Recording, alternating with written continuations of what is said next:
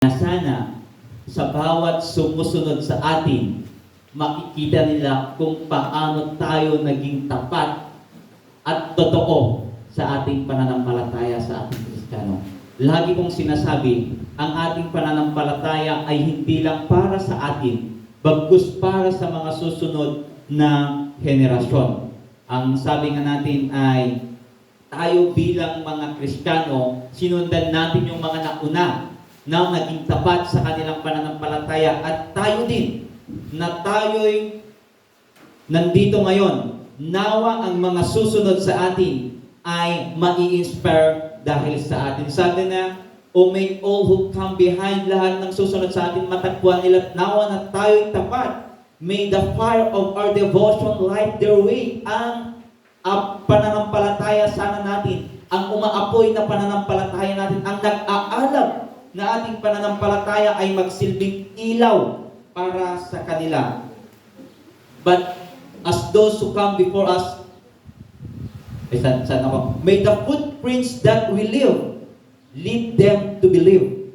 Yung mga iiwan nating mga bakas, makita nila at sasabihin nila, si ganito nanampalataya siya. Si ganito naging tapat siya. Si tatay ko, si nanay ko naging tapat siya. Kailangan ko rin maging tapat. And the lives we live inspire them to obey. Yung buhay natin, yung isinasabuhay natin, naway maging inspirasyon sa kanila. "O may all who come behind find us faithful." Meron ba tayong desire sa ating buhay na tayo bilang kayo na nandito ngayon at bilang mga magulang, makikita nila at matatagpuan nila sa mga susunod na henerasyon yung ating mga anak kung paano tayo naglingkod sa Panginoon, kung paano naging tapat ang bawat isa sa atin sa Panginoon. Tayo ay manalangin. O Diyos, dakila ka, salamat sa aming buhay, salamat dahil sa mga tao na naging tapat noong una, O Diyos. Kaya kami ay nakakilala sa iyo, kami ay nagawang lumapit sa iyo dahil sa mga tao na nag-inspire at nag-influensya sa amin. Naway patuloy din kaming maging daluyan ng inspirasyon at pagpapala sa mga susunod na henerasyon. Pagpalain mo ang iyong mensahe, ganoon din Panginoon ang iyong mensahero magsalita ng naayon sa iyong kagustuhan. Sa pangalan ni Jesus. Amen and Amen.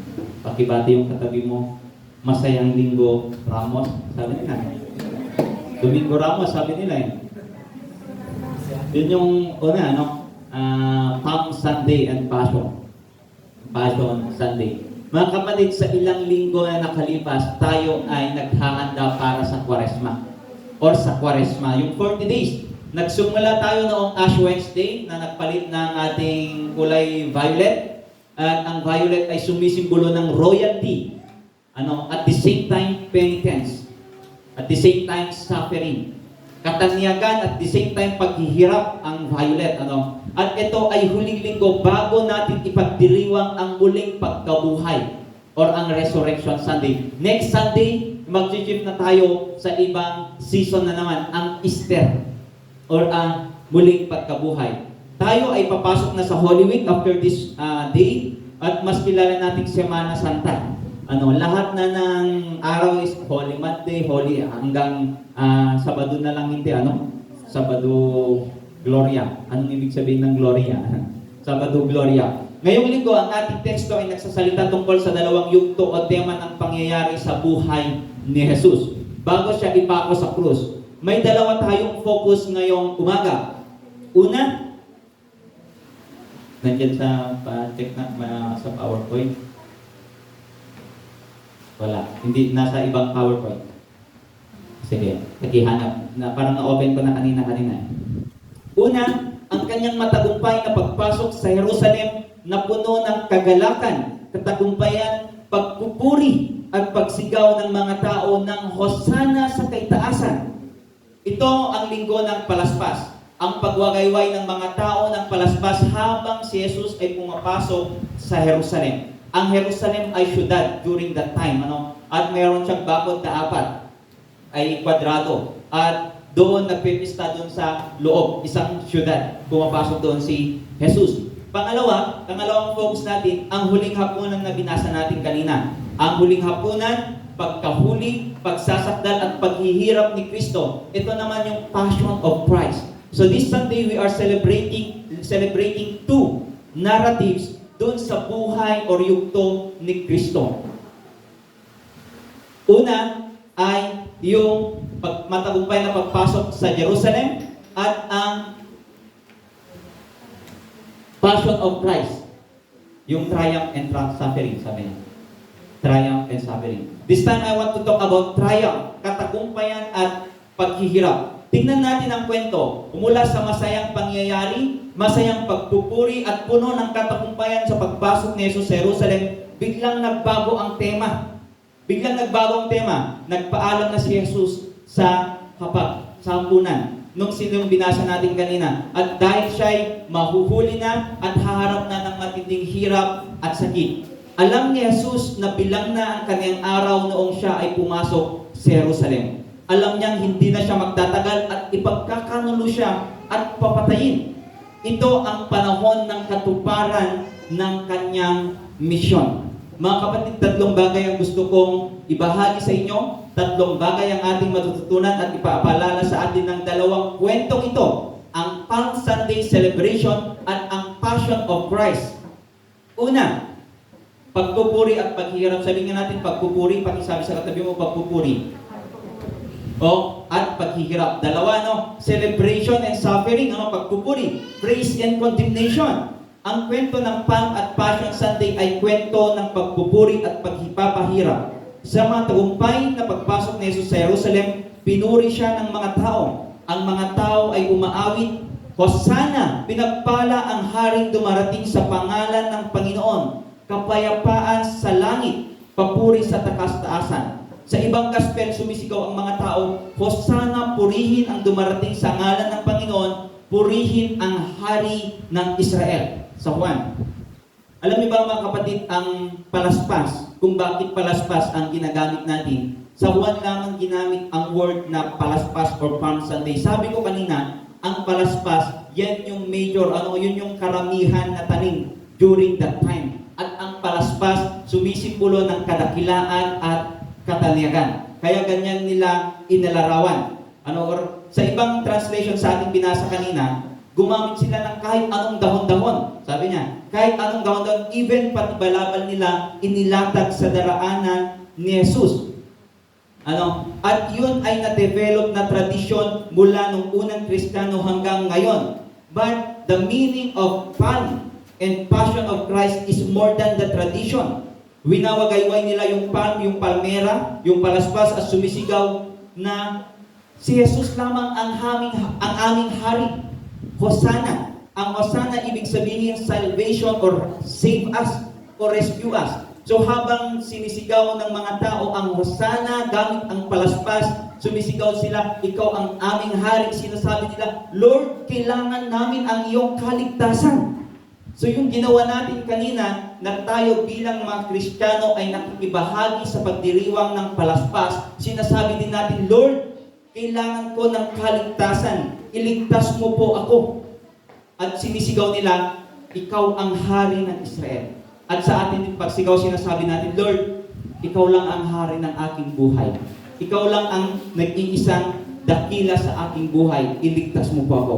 Makikita natin sa mga alagad, ang mga alagad ay nasa kanyang paligid. Makikita natin during the celebration, hindi siya iniwan. Sinamahan siya ng mga alagad sa matagumpay na pagpasok niya sa Jerusalem at matagumpay na pumasok na puno ng pagpupuri. Ngunit naiiba ang kwento ng Passion. Biglang nawala yung mga taong nagpupuri sa kanya. Biglang nawala yung mga taong sumasama sa kanya. Hindi na siya pinuri ng mga tao. Maalala niyo yung Passion, sinong nakapanood na sa inyo ng Passion of Christ? Yung pagkahuli ni Jesus Cristo. Yung yung Last Supper, Wednesday, Last Supper, Friday, hinuli siya. Friday, Thursday ng gabi, hinuli. Friday, hinatulan, ipinako ng Friday, namatay ng Friday, at Sabado hanggang Linggo. Yun yung narrative. Nawala na bigla yung mga sumasama sa kanya na nagpupuri. Ang mga sinisigaw na ng tao, hindi na Hosana, kundi sinisigaw nila, ipako sa krus. Ipako sa krus. Sa kwento ng Passion, makikita natin na ang mga kasama ni Jesus ay iniwan siya, dinuraan siya, kinutsa siya at itinaboy ng mga tao. Di ba? Pinupuri lang siya tapos biglang nagbago. For how many days lang? Ilang araw lang, bigla na siyang itinaboy at itinakwil ng mga tao. Pagkatapos masaksihan ng mga tao ang kadakilaan ng Diyos, hindi nagtagal na saksihan din nila kung paano ang itinuring nilang hari at Panginoon ay pinahirapan at ipinako sa krus. Mga kapatid, madalas sa ating buhay, kaparehas natin ang mga tao ng panahon ni Jesus. Inaawitan at pinupuri natin si Jesus sa ating mga bibig. Itinataas natin ang kanyang ngalan, ngunit madalas din atin siyang itinatakwil at pinapahirapan. Pinupuri natin si Jesus pag nandito tayo sa iglesia at kung may magandang nangyayari sa ating buhay. Pero kung tayo ay humaharap sa matinding pagsubok at sitwasyon, madalas umaalis tayo. Madalas sumisigaw tayo ng hosana, ngunit madalas din sumisigaw tayo ipako sa krus. Paano?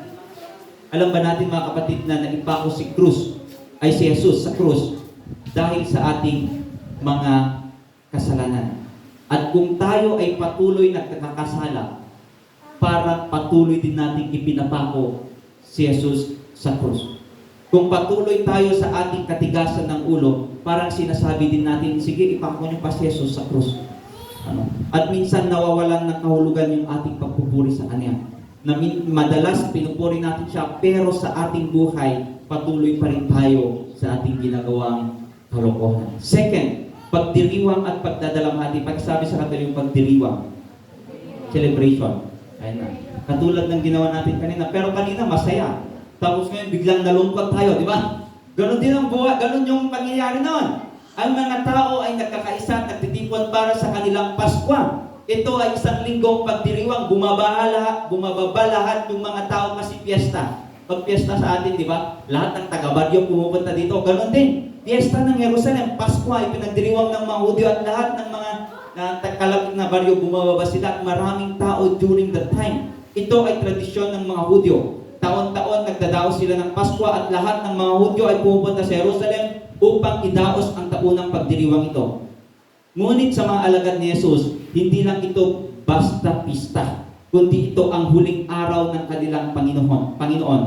Ang kwento ng palaspas ay puno ng kagalakan at pagdiriwang, ngunit ito naman ang naging pintuan o simula tungo sa pagdadalamhati dahil sa kamatayan ni Kristo. Mga kapatid, sa ating buhay at paglalakbay bilang Kristiyano, maraming bagay ang ating ipinagdiriwang, ngunit maraming bagay din ang rason na tayo ay nagdadalamhati. Ang ating pagiging alagad ni Kristo ay buhay na hindi lamang puro pagdiriwang. Alalahanin ninyo, ang ating pagiging alagad ni Kristo ay hindi lamang buhay na puro pagdiriwang. Sabi nga sa buhay Kristiyano, hindi lahat bed of roses. Hindi niya tinatanggal ang pagkakataon na tayo'y makaranas ng lungkot, kapighatian at pangamba. Ito ay realidad ng buhay, ngunit tinuturuan tayo ng Kwaresma at ng ating mga teksto upang magdiwang kahit alam natin na marami tayong susuunging problema at kapighatian sa buhay. Batid din natin na hindi natatapos ang kwento sa paghihirap at kamatayan ni Kristo. Kailangan niyang magdusa para sa atin. Ngunit alam natin na ang kanyang kamatayan ay magbubukas ng panibagong yugto at magpapakita ng kadakilaan niya dahil sa ikatlong araw, siya ay muling mabubuhay. Ito ang pag-asa natin. Ang pinapaalala sa atin ng ating pagpasok sa Holy Week, ang hindi kailanman magtatagumpay, ang kamatayan, ang lumbay, ang kapighatian, sapagkat darating ang panahon, tayo ay makakaranas ng totoong kaligayahan at buhay na kasiyasiya sa presensya ni Kristo. Pangatlo, pagkakaroon natin ng buhay dahil sa kamatayan ni Kristo. Ang pinakasentro ng ating buhay Kristiyano ay ang dakilang pagliligtas ng Diyos sa sanlibutan sa pamamagitan ni Kristo. Ito ang itunuturo sa atin ng kwento ng pagpapakahirap ni Kristo. Sa mga susunod na araw, ating alalahanin kung paano pinahirapan, kung paano itinakwil at pinagmalupitan at ipinakos sa krus si Yesu Kristo hanggang siya ay mamatay. Ang linggong ito or ang Palm Sunday at Passion of Christ as nagsisilbing introduction lamang. Dinanas lahat ni Kristo ang paghihirap. Ipinataw sa kanya ang pinakamabigat na parusa ng kasalanan. Ano yung pinakamabigat na parusa? Ang kamatayan dahil sa ating kasalanan. Wala siyang kasalanan, ngunit dahil sa ating makasalanan, siya ay nakahatulang makasalanan. Siya ay itinakwil upang tayo ay maging katanggap-tanggap sa harapan ng Diyos. Imbes na tayo ang magdusa at magbayad sa ating mga kasalanan, siya ang nagdusa at napako sa krus. Dahil sa kanyang kamatayan, tayo ay nabigyan ng buhay na walang hanggan. Ito ang mensahe ng mabuting balita na madalas nating binabaliwala. Madalas na hindi natin nakikita at nararamdaman. Alam natin ang paghihirap ni Kristo bilang kabayaran sa ating mga kasalanan, ngunit tayo pa rin ay patuloy sa pagkakasala. Ipinadama niya ang kanyang pag-ibig para sa atin, ngunit tayo, hindi pa rin natin binibigyan ng halaga ang ating pananampalataya.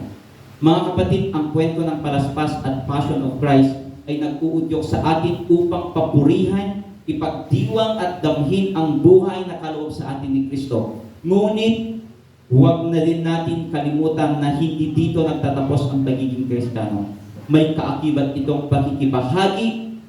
Tandaan niyo, may kaakibat itong pakikibahagi sa paghihirap, pagdadalamhati at kamatayan ni Kristo. Naway sa ating pagpasok sa Holy Week, patuloy nating maalala at madama ang sakripisyo at pag-ibig ni Kristo sa atin. Tayo ay pinag-alayan niya ng kanyang buhay sa kabila ng pagiging makasalanan natin. Hindi man tayo karapat-dapat tumanggap sa kanyang kapatawaran, ngunit dahil sa kanyang biyaya at dakilang pag-ibig, tayo ay kanyang tinanggap at pinawalang sala. Mga kapatid, sama-sama nating papurihan at tanggapin si Yesu Kristo sa kanyang matagumpay na pagpasok sa ating buhay, katulad ng matagumpay na pagpasok niya sa Jerusalem. Ating buksan ang ating mga puso, isip at buhay. Atin siyang papurihan at pasalamatan sa buhay na kanyang kaloob sa atin. Sa ating pakikibahagi sa kanyang buhay at katagumpayan, tayo din ay makikibahagi sa kanyang sakripisyo at kamatayan. Patuloy tayong hinahamon ng linggong ito, ng istorya ng Passion at Palm Sunday, na tunay nga na dapat tayo maging tapat na lingkod ni Kristo. Gugulin natin ang linggong ito na puno ng panalangin, puno ng pakikipaglakbay, puno ng kapakumbabaan, at puno ng katagumpayan at pagdadalamhati dahil sa ating Yesu Kristo o sa ating Panginoon na inialay kanyang buhay para sa bawat isa sa atin, ang tunay na hari at ating tagapagligtas. Tayo ay manalangin.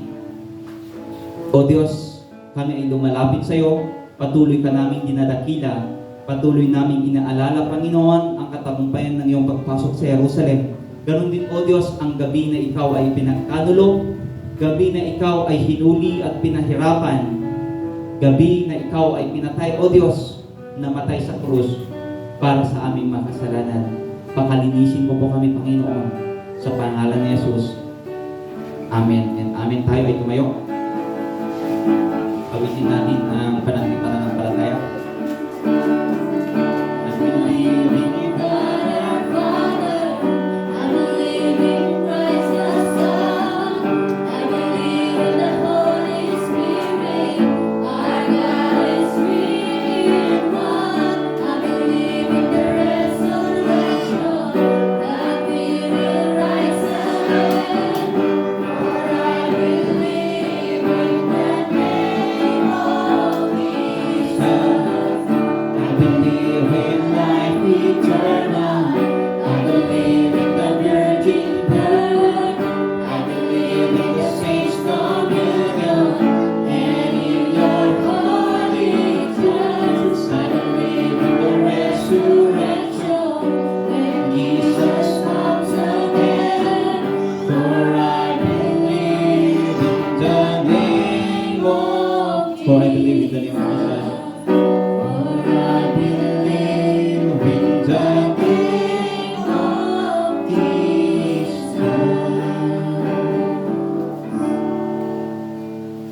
Ang kasalanan ng sumisira sa ating pagkatao at naglalayo sa ating Diyos.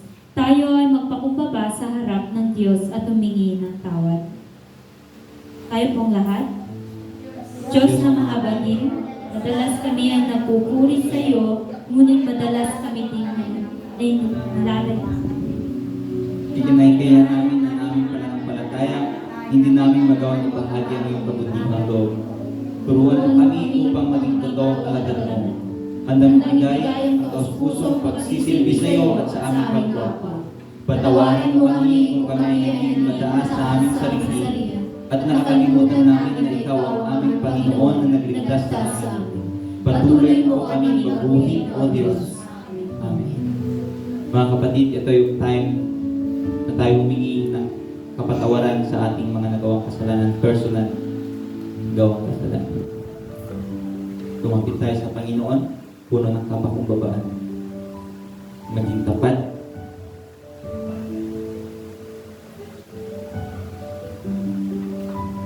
At patuloy na lumapit sa Kanya. Balit natin na wala tayong maililihim sa Diyos.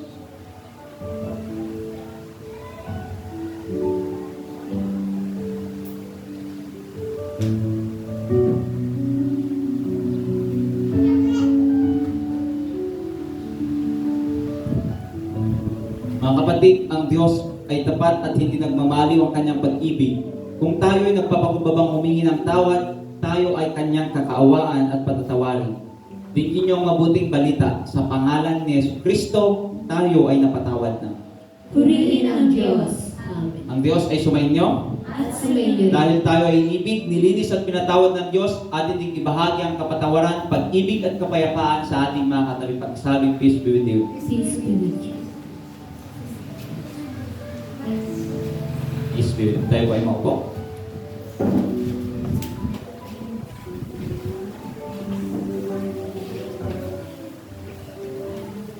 Lahat ng nasa atin ay biyaya at kaloob ng Diyos. Wala tayong may pagmamalaki sa Kanya. Ating ibigay ang pasasalamat, ikapo at pangako sa ating Panginoon. Habang kinakanta ang salamat sa iyo. Salamat sa iyo.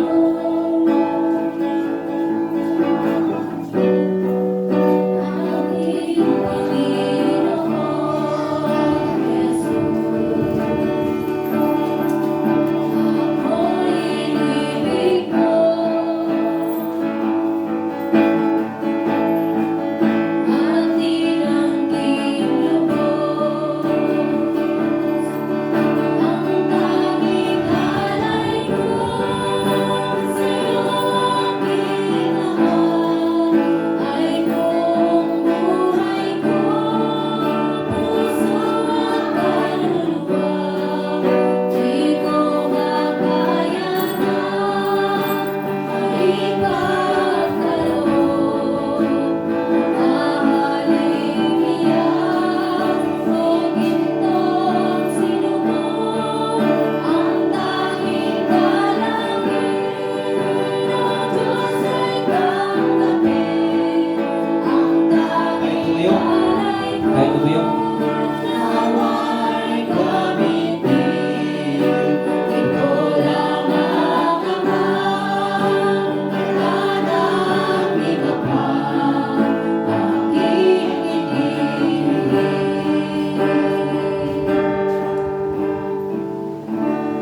O Diyos, kami ay lubusang nagpapasalamat sa iyo sa buhay na kaloob mo sa amin, sa katagumpayan na patuloy mong ipinapadama sa amin, at sa buhay, O Diyos, na patuloy mong pinagpapala. Pagpalain mo, Panginoon, at tanggapin ang iyong mga handog na ito, simbolo ng aming pananampalataya, pasasalamat, at ng aming pagkilala, Panginoon, na Ikaw ang Diyos na nagkakaloob ng bawat isa sa amin. At patuloy mo din i-bless, Lord God, ang bawat kabuhayan, at lahat, Panginoon, ng ari-arian ng iglesyang ito, at ng bawat manggagawa, at bawat membro, Lord God, ng iyong iglesia. Ibalik mo sa kanila, Panginoon, siksik, liglig, at umaapaw ang iyong biyaya. Sa pangalan ni Jesus, Amen and Amen. Ulitin natin ang Ama namin.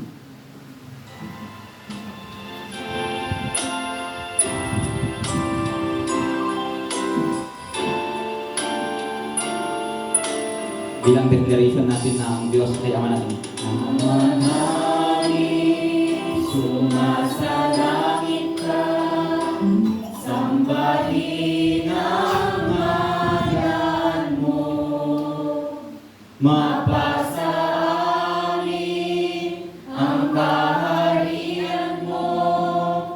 Sumainyo